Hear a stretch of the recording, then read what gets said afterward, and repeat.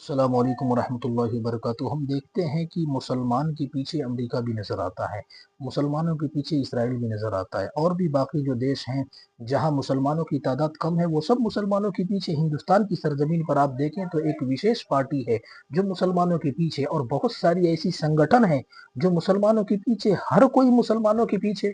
اللہ کا شکر ہے کہ مسلمان سب سے آگے ہے۔ تو جب مسلمان سب سے آگے ہے تو پھر اس کا کردار اور اس کا اخلاق اور اس کی سیرت بھی تو بتانا چاہیے نا، کہ ہم محمد عربی کے غلام ہیں۔ وہ طائف میں پتھر بھی کھاتے ہیں تو مسکراتے ہیں، اور ان پر ظلم و ستم بھی ہوتا ہے مکہ کی سرزمین پر تو وہ مسکراتے ہیں اور اپنا کردار دشمنوں کے سامنے رکھتے ہیں۔